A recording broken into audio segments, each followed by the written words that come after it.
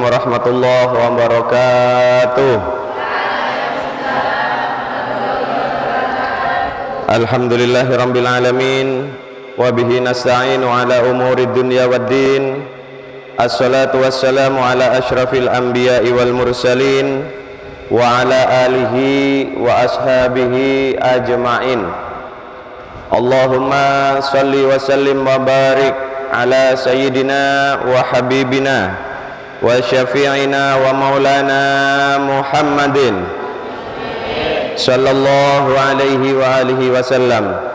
Allahumma alimna ta'wila wa faqihna fid din. Allahumma inna nas'aluka ilman nafi'an wa rizqan thayyiban mubarakan wa amalan mutaqabbalan walhamdulillahi rabbil alamin. Kita lanjutkan kembali pagi hari ini kajian kita surat Al-Anbiya sampai pada ayat ke-59. Ayat ke-59 sampai dengan ayat ke-63. A'udzu billahi minasyaitonir rajim. Bismillahirrahmanirrahim. Qalu man fa'ala hadza bi alihatina innahu laminadh dhalimin. Qalu sami'na fatan yadhkuruhum yuqalu lahu Ibrahim. Qalu fa'tu bihi ala a'yunin nas la'allahum yashhadun. Qalu a anta fa'alta hadza bi alihatina ya Ibrahim. Qala bal fa'alahu kabiruhum hadza fas'aluhum in kanu yantiqun. Shadaqallahul azim wa shadaqa rasuluhun nabiyil karim wa nahnu ala dzalika minasyahidin wasyakirin walhamdulillahi rabbil alamin.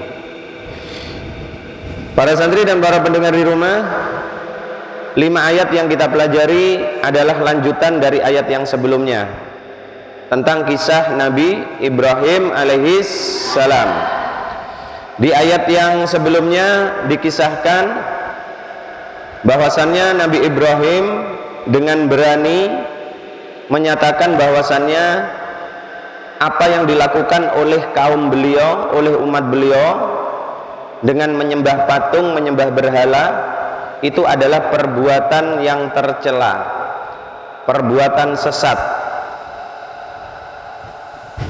Pada suatu hari, pada hari perayaan tahunan, maka seluruh masyarakat berkumpul menjadi satu di satu tempat untuk merayakan hari budaya tradisional, ya. Kemudian Nabi Ibrahim yang saat itu akan ikut bersama mereka, tetapi kemudian Nabi Ibrahim balik, tidak melanjutkan, dengan alasan Nabi Ibrahim mengatakan inni sakim, aku sakit, aku sedang sakit. Akhirnya Nabi Ibrahim balik. Nah, kemudian Nabi Ibrahim mengatakan, Allah, demi Allah, aku akan membuat tipu daya kepada patung-patung ini. Artinya, aku akan hancurkan patung-patung ini. Maka di saat semua masyarakat merayakan hari tradisional, Nabi Ibrahim kemudian dengan sebilah kapak menghancurkan patung-patung yang kecil yang jumlahnya cukup banyak itu. Disisakan satu patung yang paling besar dan kemudian kapaknya dikalungkan di patung yang paling besar. Maka kemudian pada saat masyarakat selesai melaksanakan acara tahunan itu, semuanya kembali lagi, maka mereka kaget menyaksikan apa yang terjadi terhadap patung-patung yang biasa mereka sembah. Maka setelah menyaksikan patung-patungnya hancur, kemudian kaumnya Nabi Ibrahim berkata, qalu, mereka berkata, man fa'ala hadza bi alihatina, siapa yang telah melakukan ini kepada Tuhan-Tuhan kita. Jelas ya, bi alihatina. Mereka menganggap bahwasanya patung-patung itu Tuhan mereka yang mereka sembah. Jadi kata-kata di sini jelas. Man fa'ala hadza bi alihatina, siapa ini yang telah melakukan perbuatan seperti ini terhadap Tuhan-Tuhan kita. Mereka saling bertanya satu sama lain, bingung. Siapa yang sudah menghancurkan patung-patung ini? Siapa yang sudah menghancurkan Tuhan-Tuhan kita ini? Innahu laminadh dhalimin, kata mereka. Sesungguhnya dia yang menghancurkan Tuhan-Tuhan kita ini adalah orang-orang yang dolim, adalah orang-orang yang dolim. Baik, kata-kata laminadh dhalimin di sini para santri mempunyai 3 pengertian. Siapa yang melakukan ini terhadap Tuhan-Tuhan kita? Apa yang dilakukan? Apa yang dilakukan? Yaitu menghancurkan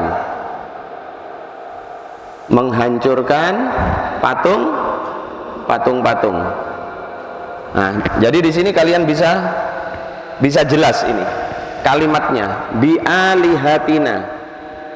Jadi tidak bisa diterjemahkan lain lagi. Artinya apa?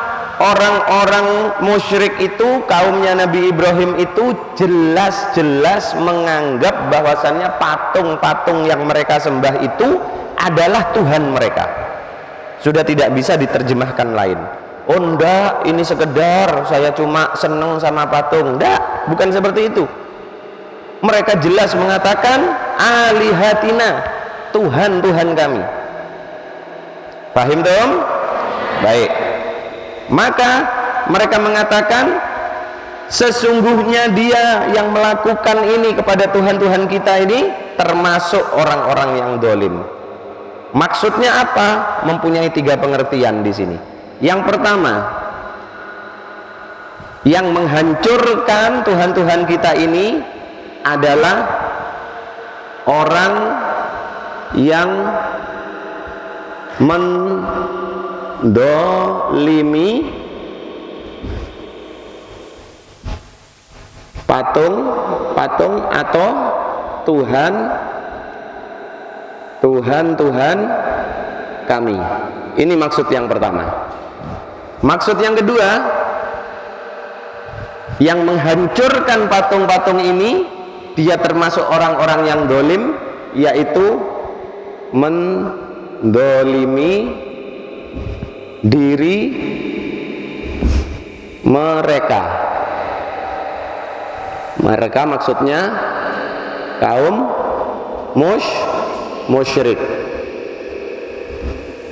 Yang ketiga, dikatakan yang menghancurkan patung ini orang-orang yang dolim, yaitu dolim pada dirinya sendiri. Dirinya siapa? Dirinya siapa? Yang menghancurkan. Siapa yang menghancurkan?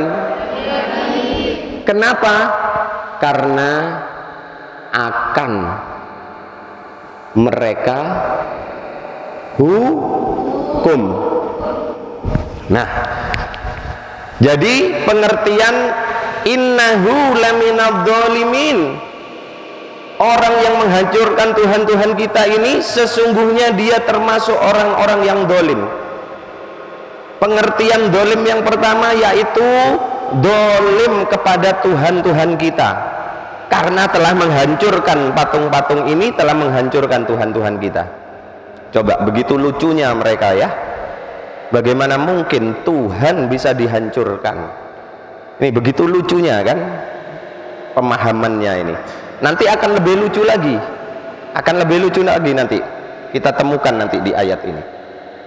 Pengertian dolim yang kedua, yaitu apa yang dilakukan oleh Nabi Ibrahim itu menghancurkan patung-patung, dianggap mendolimi diri mereka, yaitu orang-orang penyembah patung.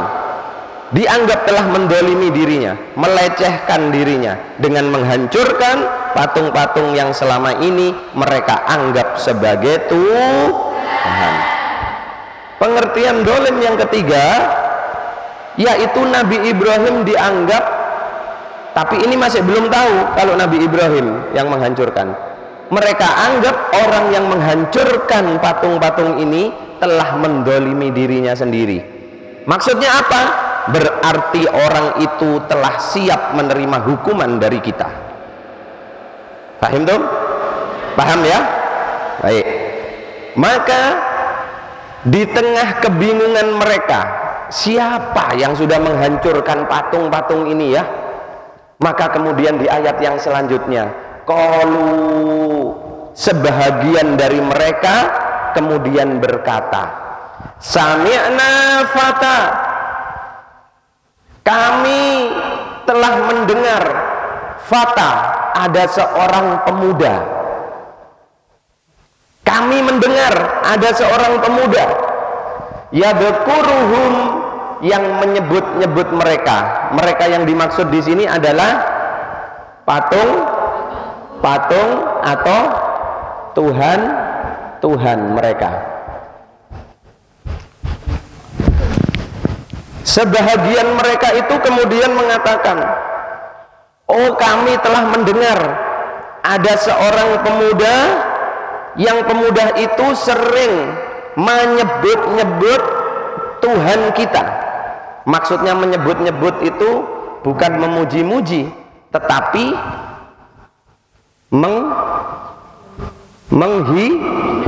menghina.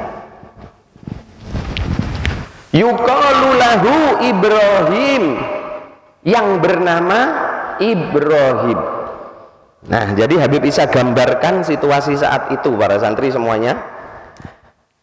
Pada saat semua masyarakat berkumpul pulang dari tempat acara, maka kemudian menyaksikan patung-patung yang terkumpul di satu tempat yang biasanya mereka sembah setiap hari, ini kok hancur semua.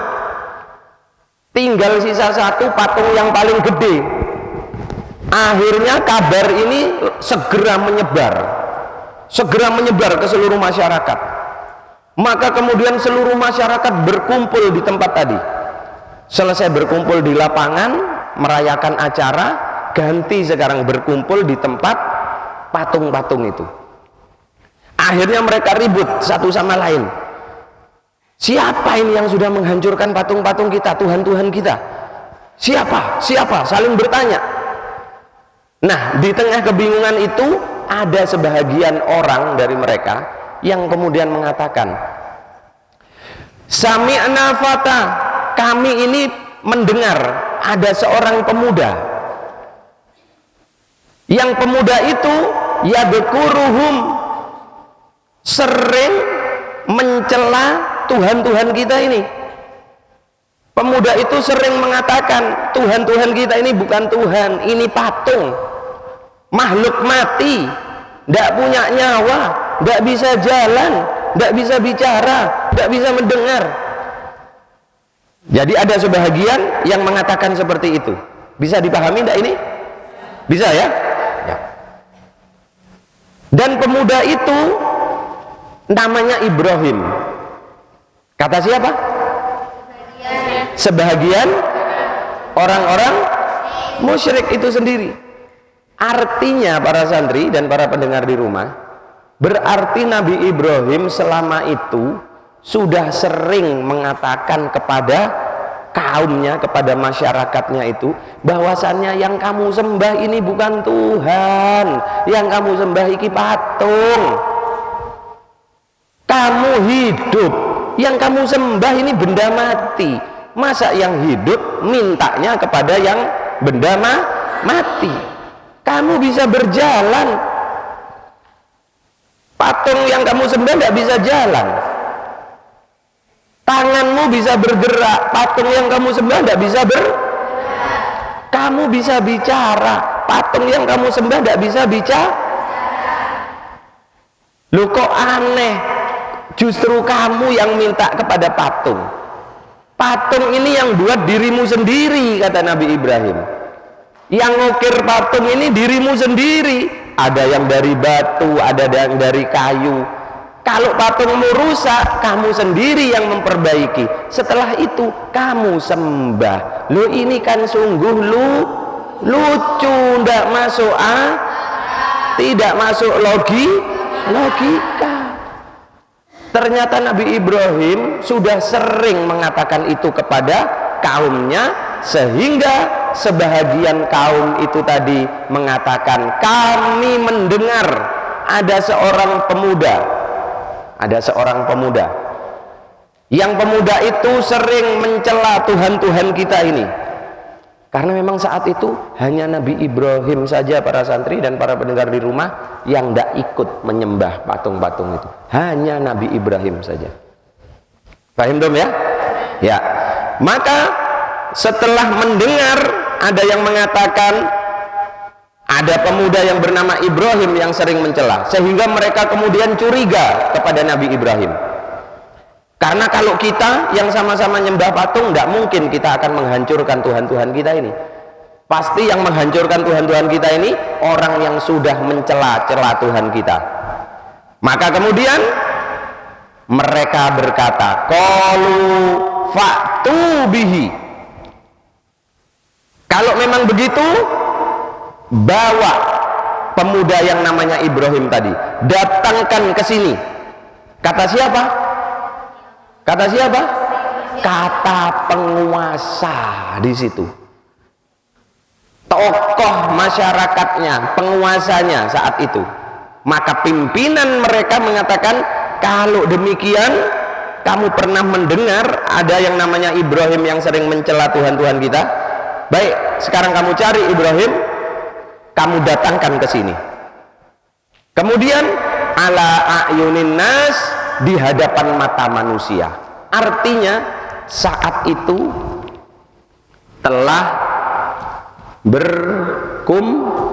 berkumpul para penyembah patung. Fa'tu bihi ala ayunin nas. Kalau begitu, datangkan Ibrahim, cari sampai ketemu, bawa ke sini agar supaya disaksikan oleh semua manusia yang sekarang ada di sini yang berkumpul.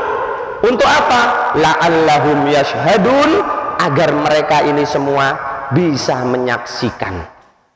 Maksudnya Nabi Ibrahim akan ditanya saat itu, apakah benar Nabi Ibrahim yang sudah menghancurkan patung-patung ini atau bukan. Agar supaya apa? Semua masyarakat bisa mendengar dan bisa menyaksikan apa yang dikatakan oleh Nabi Ibrahim alaihis salam. Nah, para santri dan para pendengar di rumah, ayat yang ke-61 ini, kira-kira kalau kalian yang mengalami seperti ini, kalau begitu datangkan, bawa ke sini orang itu untuk kita dengar pengakuannya di hadapan semua masyarakat, berkumpul jadi satu. Kira-kira kalau kalian yang mengalami sebagai Nabi Ibrahim saat itu, ada rasa takut apa tidak?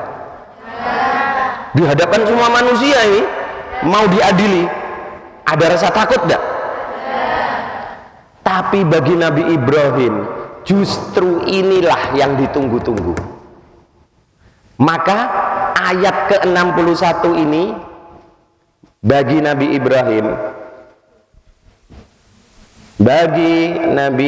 Ibrahim inilah saat yang ditunggu-tunggu,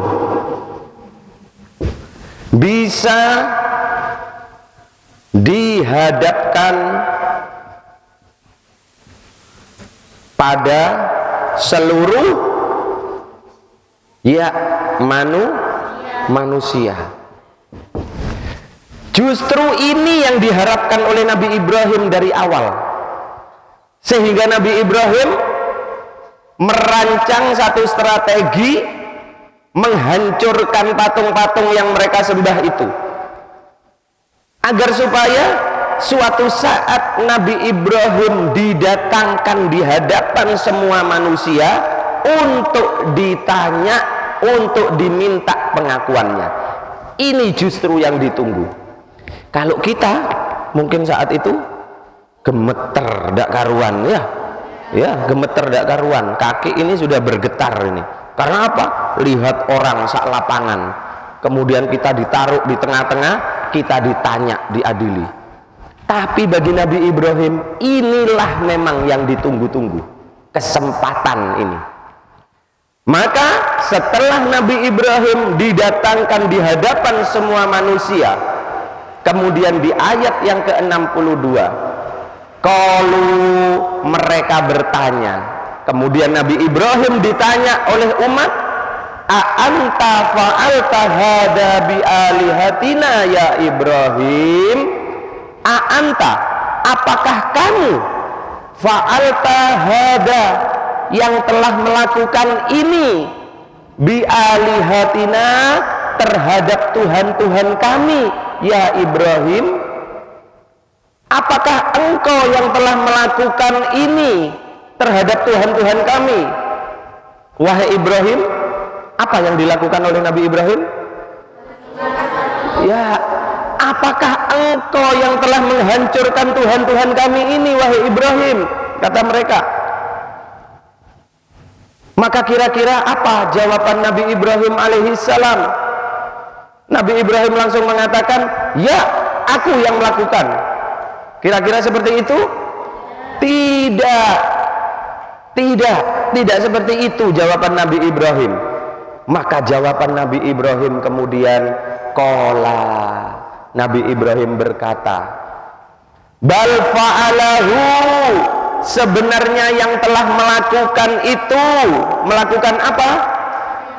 Menghancurkan patung-patung kalian, menghancurkan benda yang kalian anggap sebagai Tuhan kalian.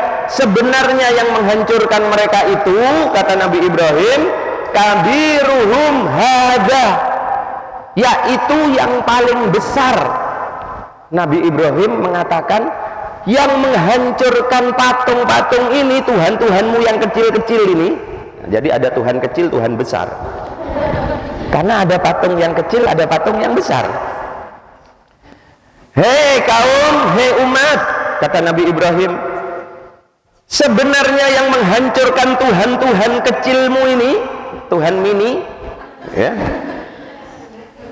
yang menghancurkan mereka ini adalah kabiruhum hada, yang paling besar ini, sambil ditunjuk oleh Nabi Ibrahim patung yang paling gede, yang paling besar. Jadi sambil ditunjuk, ini loh yang menghancurkan. Dikalungi kapak, patungnya dikalungi kapak sama Nabi Ibrahim. Yang menghancurkan patung-patung kecil ini yang paling besar ini. Nah, jadi seperti itu. Kira-kira ya, kira-kira. Karena Habib Isa kan belum ada waktu itu. Jadi kira-kira melihat dari redaksi ayatnya ini. Ini loh yang menghancurkan, yang paling besar, ditunjuk begini. Padahal mereka tidak berani nunjuk patungnya itu. Ya, umatnya Nabi Ibrahim itu kalau sama patung tidak berani begini. Bagaimana? Kira-kira bagaimana?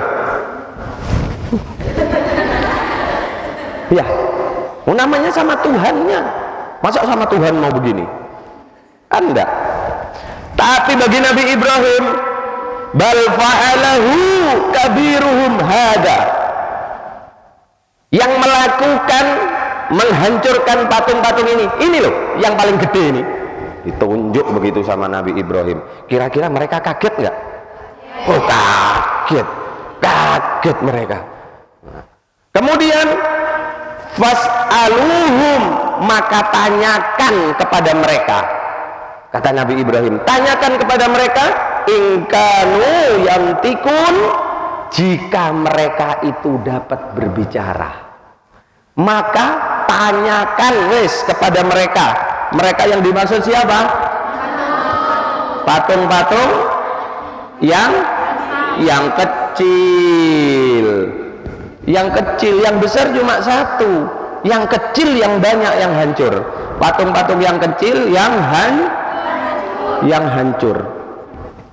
Maka tanyakan, kata Nabi Ibrahim, kepada mereka ini, patung-patung yang hancur ini, siapa yang menghancurkan mereka? Paham ya? Nah, para santri dan para pendengar di rumah, ini adalah model pembelajaran dari Nabi Ibrahim kepada umatnya. Nabi Ibrahim tidak mengatakan, iya aku yang menghancurkan, atau Nabi Ibrahim tidak mengatakan, bukan aku yang menghancurkan. Bisa dipahami ya? Perhatikan kalimat ini, ayat yang ke-63. Nabi Ibrahim tidak mengatakan, iya aku yang menghancurkan, tidak berkata begitu. Dan Nabi Ibrahim juga tidak berkata, bukan aku yang menghancurkan. Paham?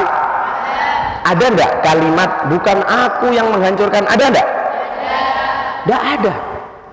Tapi Nabi Ibrahim mengatakan, yang menghancurkan patung-patung yang kecil ini, hadza kabiruhum, ini loh yang paling besar di antara mereka.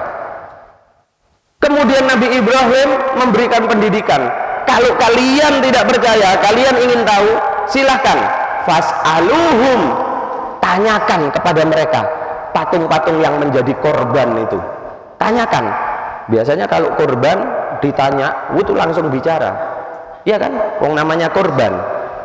Tanyakan kepada korban ini, korban-korban ini yang sudah hancur ini, fas'aluhum in kanu yantikun, jika mereka ini bisa bicara. Bisa bicara enggak? Enggak bisa. Enggak bisa mereka bicara. Akhirnya apa?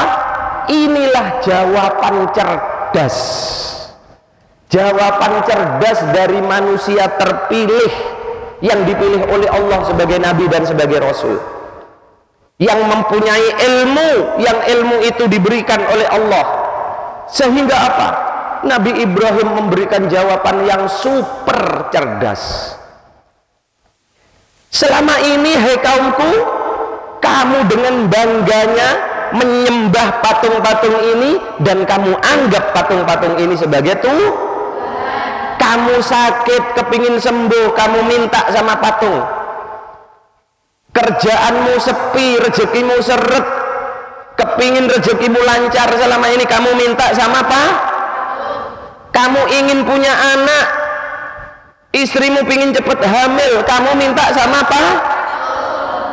Sekarang coba kamu tanya patung-patung yang hancur ini, siapa yang melakukan? Kira-kira patungnya bisa jawab nggak? Maka umatnya Nabi Ibrahim saat itu tertunduk dia, tidak bisa berkata apa-apa, bingungnya bagaimana? Karena dia tahu patung-patung ini gak iso ngomong. Tapi sama Nabi Ibrahim aku disuruh tanya kepada mereka, ya opo Ibrahim ini? Nah begitu ya, Ibrahim ini gimana sih? Sudah tahu kalau patung-patung ini tidak bisa bicara, kok aku disuruh tanya kepada mereka? Oh, mulai sadar kan? Mulai sadar ya? Mulai sadar. Sedikit tapi, sedikit sadarnya.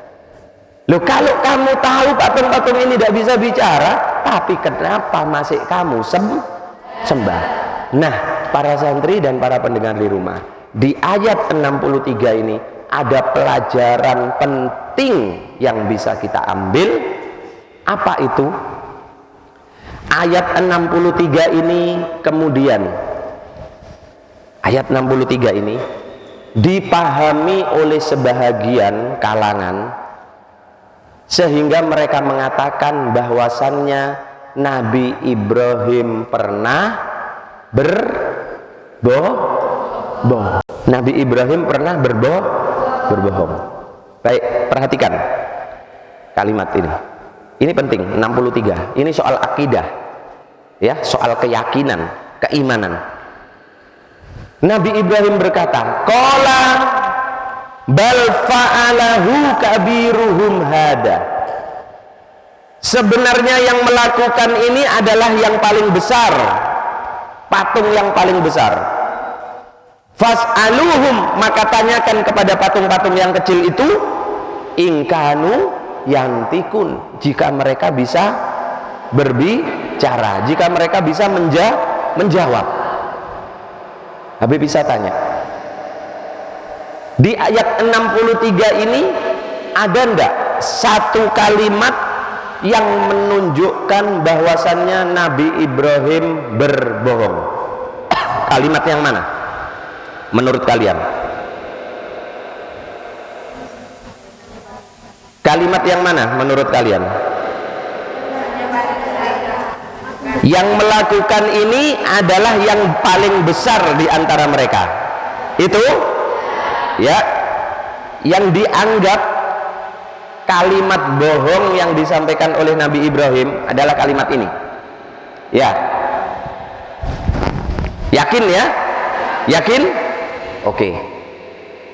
Maka dari itu ayat ini kemudian menjadi dasar sebahagian kalangan yang mengatakan bahwasannya Nabi Ibrahim itu pernah berbohong. Kira-kira Nabi itu pernah berbohong enggak?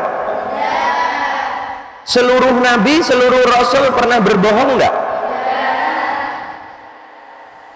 Ingat sifat wajib para Nabi? Ada berapa? Ada 4. Yang pertama siddiq, yang kedua amanah, yang ketiga ya tabligh, yang keempat santri banget tok sing jawab, banine mlongo. Maka kita pahami, dan ini menjadi kesepakatan para ulama semua kalangan, baik ahlu sunnah wal jamaah maupun yang lain, bahwasannya sifat wajib Nabi dan Rasul ada 4. Yang pertama yaitu siddiq. Siddiq ini apa? Jujur. Yang kedua amanah. Amanah ini apa? Ya, dapat dipercaya, tidak hianat. Yang ketiga tabligh. Apa tabligh? Menyampaikan dakwah, ya, menyampaikan. Yang keempat fatonah. Apa fatonah? Cerdas, brilian. Nah, brilian. Ini 4 sifat wajib bagi para nabi dan para rasul, para santri dan para pendengar di rumah. Sehingga sungguh tidak mungkin ada seorang nabi yang di dalam hidupnya pernah berbohong, walaupun hanya sekali. Tetapi ada sebahagian yang mengatakan Nabi Ibrahim selama hidup beliau pernah melakukan kebohongan sebanyak 3 kali. Nabi Ibrahim, nulisnya nanti, Nabi Ibrahim dikatakan pernah berbohong sebanyak 3 kali. Apa saja? Yang pertama yaitu pada saat Nabi Ibrahim akan ikut serta di perayaan, kemudian Nabi Ibrahim balik. Pada saat ditanya, "Hei Ibrahim, kenapa kamu kembali?" Maka Nabi Ibrahim menjawab saat itu, inni sakimun. Ya, saat Nabi Ibrahim mengatakan dirinya sakit. Ini sakimun. Ini sakimun. Baik, Habib bisa jelaskan. Ini akidah, perhatikan betul. Nulisnya nanti, dengarkan. Percuma nulis kalau tidak paham. Agar supaya kalian tidak sampai ikut-ikutan mengatakan bahwasannya Nabi Ibrahim alaihissalam pernah berbohong. Kenapa kok ada sebagian kalangan yang sampai mengatakan seperti itu? Karena memang ada satu riwayat hadis. Hadis ini hadis sahih. Hadis yang diriwayatkan oleh Imam Muslim dan Imam Bukhari yang berasal dari Abu Hurairah radhiyallahu anhu. Yang di dalam hadis itu baginda Nabi Muhammad sallallahu alaihi wasallam menyampaikan bahwasannya Nabi Ibrahim tidak pernah berbohong kecuali dalam 3 perkara. Di hadis yang cukup panjang, baginda Nabi menjelaskan, Nabi Ibrahim tidak pernah melakukan kebohongan kecuali pada 3 perkara. Nah, 3 perkara ini yang Habib bisa jelaskan. Yang pertama, Nabi Ibrahim itu dikatakan berbohong pada saat Nabi Ibrahim mengatakan ini sakimun, aku sakit, sehingga Nabi Ibrahim balik tidak jadi ikut acara perayaan. Paham ya? Nah, apakah Nabi Ibrahim berbohong saat mengatakan ini sakim? Hah? Tidak mungkin Nabi itu berbohong. Nabi itu dijaga oleh Allah dari sifat bohong, walaupun hanya sekali selama hidupnya, tidak pernah berbohong. Kalau sampai Nabi itu melakukan kebohongan, berarti sifat siddiqnya hilang, sehingga tidak layak menjadi seorang Nabi dan seorang Rasul. Jadi Nabi Ibrahim berbohong enggak saat mengatakan aku sakit? Tidak. Maka Imam An-Nawawi Al-Bantani mentafsirkan hadis yang disampaikan oleh Abu Hurairah itu mengatakan, saat Nabi Ibrahim mengatakan aku sakit, maka itu bukanlah kebohongan. Imam Nawawi menjelaskan, Nabi Ibrahim mengatakan aku sakit itu adalah makna kiasan. Ini di dalam bahasa Arab disebut dengan tauriyah. Ini Habib bisa jelaskan biar kalian paham betul. Jadi yang dikatakan oleh Nabi Ibrahim adalah tauriyah. Tauriyah itu apa? Yaitu satu perkataan yang maknanya tidak sama dengan dzahirnya.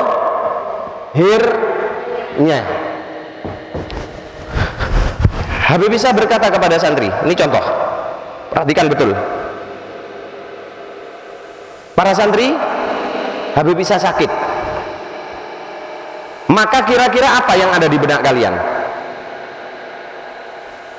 Berarti saat Habib bisa mengatakan para santri, Habib bisa sakit. Berarti kalian memahami saat itu Habib bisa sedang dalam kondisi sakit. Kalian tahu sakitnya Habib bisa apa? Itu adalah makna kiasan. Maka yang Habib bisa katakan Habib Isa sakit bukan berarti fisiknya Habib Isa sakit. Maka yang dikatakan oleh Nabi Ibrahim saat itu sama. itu adalah tauriah. Makna kata yang disampaikan oleh Nabi Ibrahim tidak sama dengan makna yang dipahami oleh yang mendengar. Nabi Ibrahim memang sakit saat itu, betul sakit, tetapi bukan fisik beliau yang sakit, tetapi hati beliau yang sakit karena menyaksikan umatnya begitu bodohnya sampai tetap saja menyembah patung-patung yang mereka anggap Tuhan. Itu yang dimaksud inni sakim. Paham? Jadi yang dimaksud sakit di sini adalah sakit hati beliau melihat kaumnya menyembah patung. Ya. Artinya Nabi Ibrahim berbohong enggak? Walaupun saat itu fisik beliau sehat, dengan mengatakan ini syakimun, Nabi Ibrahim berbohong enggak? Tidak berbohong. Karena yang sakit bukan fisik beliau, tetapi hati beliau yang sakit lantaran menyaksikan sahabat-sahabat beliau, keluarga beliau, teman-teman beliau, semuanya larut dalam kesesatan yang nyata, yaitu dengan menyembah patung. Itu yang membuat hati Nabi Ibrahim sakit. Sampai di sini bisa dipahami? Bisa dipahami? Berarti Nabi Ibrahim bohong nggak? Tidak. Yang dianggap kebohongan yang kedua yang dilakukan oleh Nabi Ibrahim, yaitu pada saat Nabi Ibrahim berkata, nih di ayat yang ke-63, saat beliau berkata, sesungguhnya yang menghancurkan mereka adalah yang paling besar.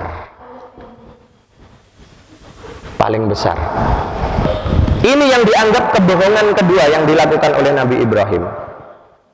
Nabi Ibrahim berbohong nggak? Kalau orang yang tidak bisa memahami kalimat Nabi Ibrahim, maka Nabi Ibrahim dianggap berbohong. Tetapi lihat, perhatikan, kalimat ini tidak berhenti sampai di sini. Nabi Ibrahim tidak menghentikan kalimat beliau hanya sampai bal fa'alahu kabiruhum hada. Yang menghancurkan mereka ini loh, patung yang paling besar. Nggak sampai di situ kalimatnya. Kalau hanya sampai di situ, maka bisa dikatakan Nabi Ibrahim saat itu berbohong. Tetapi Nabi Ibrahim menjelaskan lagi, maka tanyakanlah fas'aluhum ingkanu yantikun. Maka kalian tanyakan kepada patung-patung yang hancur itu, siapa yang menghancurkan mereka, jika mereka memang bisa berbicara. Nabi Ibrahim tidak berbohong. Kalian tanyakan kalau memang bisa bicara patung itu. Tapi nyatanya patung itu tidak bisa bicara. Berbohong nggak? Tidak berbohong. Ini juga kalimat tauriah. Arti yang dipahami oleh orang yang mendengar tidak sama dengan arti yang dimaksud oleh kalimat yang disampaikan. Disinilah Nabi Ibrahim memberikan pendidikan kepada umatnya, bahwasannya berbicara saja patung yang kamu anggap Tuhan itu nggak mampu, nggak bisa ngomong. Lah kok kamu anggap Tuhan? Itulah, paham dong? Kebohongan yang ketiga, ada yang tahu? Yang dianggap kebohongan yang ketiga saat Nabi Ibrahim mengatakan bahwa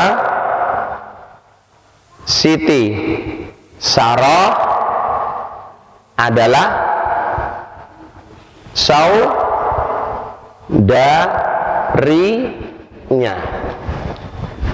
Siti Sarah ini siapa? Siapa Siti Sarah? Apanya Nabi Ibrahim? Istri yang keberapa? Yang pertama. Para santri dan para pendengar di rumah, pada suatu saat Nabi Ibrahim dan Siti Sarah melakukan perjalanan, kemudian Nabi Ibrahim dan Siti Sarah pada satu negara yang dikuasai oleh seorang raja. Ini dengarkan, raja yang berkuasa di negara itu terkenal apanya? Terkenal mempunyai kebiasaan apa? Kebiasaan kalau melihat istrinya orang itu cantik, maka istrinya itu direbut, diambil. Paham nggak? Jadi rajanya ini ono kelainan ini, ya, punya kelainan. Jadi kalau melihat wanita cantik yang sudah jadi istrinya orang, dia tertarik, maka apa? Maka suaminya itu akan dibunuh, istrinya diambil, dijadikan selir. Itu terkenal sudah. Lah, Nabi Ibrahim sama Siti Sarah saat itu lewat di negara itu. Siti Sarah, para santri dan para pendengar di rumah, cantiknya luar biasa. Cantiknya Siti Sarah ini luar biasa, cantik banget. Akhirnya pada saat sampai di negara itu, pengawalnya raja ini ada yang melihat, kok ono wong wedok melaku ambek wong lanang cek ayune. Akhirnya pengawalnya raja ini lari menghadap ke raja. Dia mengatakan, wahai raja, aku melihat ada seorang wanita cantiknya luar biasa, pantas kalau untuk raja. Kata siapa? Kata pengawalnya, pantas kalau untuk raja. Kata raja, kalau begitu kamu bawa wanita itu ke istana. Nabi Ibrahim ngerti. Akhirnya Nabi Ibrahim mengatakan kepada Siti Sarah, wahai istriku Sarah, jika raja nanti bertanya kepadamu, apa hubunganmu dengan diriku, maka katakan bahwasannya kamu adalah saudariku, saudara perempuanku. Kaget Siti Sarah. Loh, wahai suamiku Nabi Ibrahim, bukankah aku ini istrimu? Iya, tapi kenapa kalau raja tanya, kamu memerintahkan aku untuk mengatakan bahwasannya aku ini adalah saudara perempuanmu?